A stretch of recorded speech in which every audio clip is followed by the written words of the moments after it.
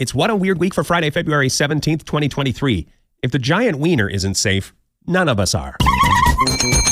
Hi, everybody, it's Weird. This is like crazy music. Really weird tale. Well, I got a great show for you today with some wonderful weird stuff. Hey, you guys, welcome back, or welcome to the What a Weird Week podcast. Every Friday, we do a Weird News of the Week top 10. We put all the links, the videos, the photos in a show notes blog. You can click shownotes.page. That's an easy way to find the What a Weird Week stuff. And also check us out on the YouTubes, where we do an enhanced episode with video. The video. 10. All right, here we go. Very old motorbike breaks record. It's 115 years old. It's a Harley Davidson. It looks like a bicycle. When it went up for auction, the guy just carried it in. Top speed? Don't know.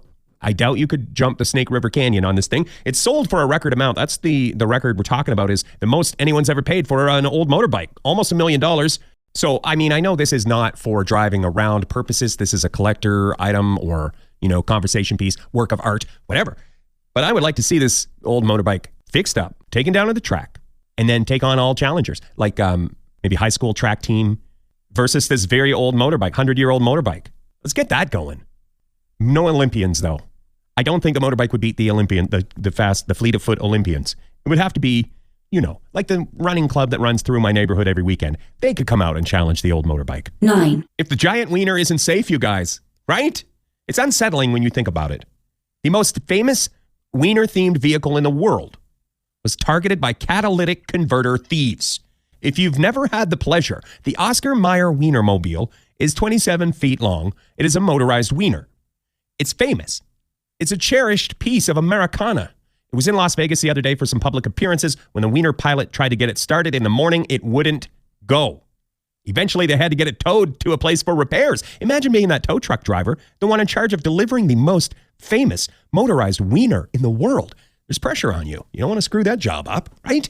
Anyway, the job was not screwed up. It got delivered, it got patched up, and the giant wiener was sent rolling once again. One time, a Wienermobile rolled into the radio station where I worked, and everybody goes out to get their picture taken with it. Wienermobile pilots are saints, and I'm not being sarcastic. It is not an easy job to drive the Wienermobile. First of all, it's hard to drive it. It is a 27-foot long rolling wiener, motorized wiener. It's a hot dog on wheels, a monstrous hot dog. So it's hard to take corners and stuff. But also, you roll into radio stations like you're dealing with media idiots like me, and everybody's got some kind of innuendo joke or whatever for the giant wiener pilots. And it ain't right. And I just want to say, Wienermobile pilots, you're saints. 8. Does this sound like it could be a hit on streaming services, you guys? Cocaine Island seems to use the formula of many popular shows. They're set on an island and also cocaine. According to the Vice article, enough cocaine to supply Australia for a whole year was found floating in the Pacific. Is that a lot? That's my first question. Like, how do they know how much annual cocaine supply Australia goes through? Well, we have a hard number. It was 3.5 tons of cocaine. And it had Batman logos on it, so maybe it was Batman's cocaine. New Zealand police found it. It was tied up to buoys. They think it was in a place in the ocean where smugglers would rendezvous with the cocaine, pick it up, and sell it in Australia. They say it's worth hundreds of millions of dollars. 3.5 tons is equivalent to a year's worth of cocaine for Australia. Or 3 decades, 30 years worth for New Zealand. That's kind of a funny stat from the police. 7. How old is the world's oldest dog? Really, the question should be, how awesome is the world's oldest dog? The answer, very. Or on a scale of 1 through 30, how awesome is the world's oldest dog? 30. That's also how old the world's oldest dog is. Bobby the dog is 30 years old, and that is a world record. Bobby is Portuguese. I'm not good at judging ages, but I'm going to say that's a youthful-looking Pooch. Bobby has a friend who's a cat also, and I think that's a terrific message of peace. Cats and dogs getting along, you guys. I'll tell you what, when you go to the show notes, when you see the photo of Bobby the dog, you're going to look into those Poochy Pooch eyes, and you're going to be like, I'm not crying, you're crying. It's creepy. That was me impersonating you as a emotional response to a cute dog picture, but ended up sounding more creepy than anything else. Well, you know what? When I do something creepy, we should have a little music bridge before we launch into the next story. All the podcasts do this. Music bridge.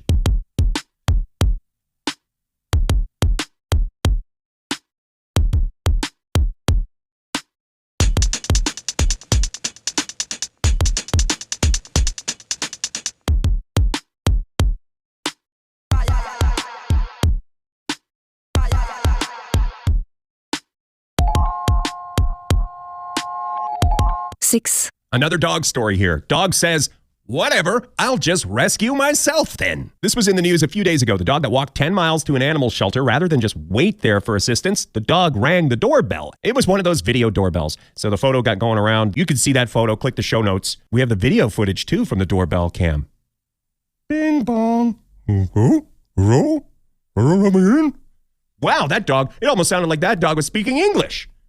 Here's what happened. So the dog was adopted, ran away, used to live at that shelter, so found its way back to the shelter, rang the doorbell. And we got to say, shout out to the shelter crew. They got this alert on their doorbell app at like 1 something in the morning. And they were like, Bailey, did you just ring our doorbell? And they drove to the shelter to help Bailey the Pooch. 5. We have a follow-up to the stolen monkey story. The fellow arrested for stealing monkeys from the zoo in Texas. I'm calling it grand theft monkey, but I'm not a lawyer. Have I said that before? Because please quit sending me letters asking for legal advice. I am not a lawyer. I'm just judgy. There's a difference. This fellow arrested for stealing the monkeys says he'd do it again. According to reports, it's one of the things that's been revealed in news reports since our last check-in on this. We've also learned that he took the monkeys on a train to make his getaway. Very exciting. Isn't that already? I was going to say, that should be a movie, an animated movie. But I think it already is. If you want to do a deep dive into that story, we have a link in the show notes. Musical bridge.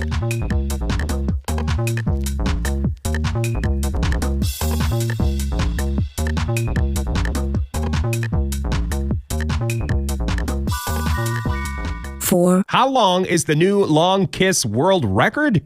This was in the news for Valentine's Day. A South African lady and a dude from Canada went to the Maldives and broke the Guinness World Record for longest kiss underwater. 4 minutes and 6 seconds is the record. The longest underwater kiss ever. The record-setting smooch occurred in the pool at a resort. And just for reference, if you're like, could I do that?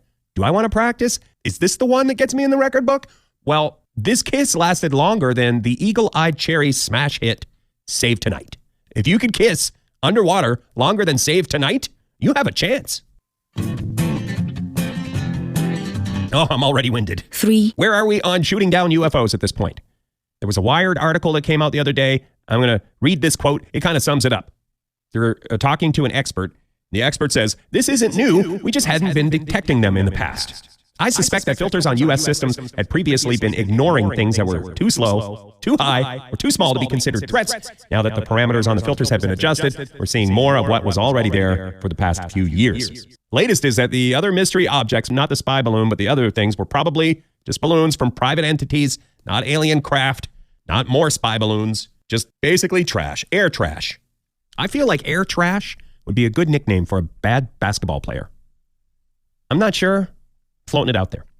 2. Ooh, this cautionary tale is a sad story that serves as a warning, and this happens every year. A fellow who wanted to book a vacation to Sydney, Australia, ended up booking a flight to Sydney, Montana. They're spelled differently, but they sound the same. We've seen this happen with Sydney, Nova Scotia. Also, this fella is from New York, so he spent one night in the wrong place, then he flew back to New York to go to the other Sydney. If you're planning an exotic trip, here are some of the biggest destination screw-ups to avoid. Maybe you're planning one of these destinations. Just be careful. Memphis, Egypt versus Memphis, Tennessee. Melbourne, Florida versus Melbourne, Australia. Lebanon, New Hampshire versus Lebanon, the country. Glasgow, Scotland versus Glasgow, Montana. Another Montana. Paris, France versus Paris, Texas. Well, I think either one would be exotic. Beverly Hills, California versus Beverly Hills, Texas. That one would be you get off the plane and you're like, what? Where? Huh? Where's Paris Hilton? Moscow, Russia versus Moscow, Kansas. Naples, Italy versus Naples, Florida. That's another one where I feel like if you thought you were getting off the plane in Italy, you would be disappointed. No offense, Florida, but disappointment. 1. I'm going to read this one word for word because Global News nails the headline.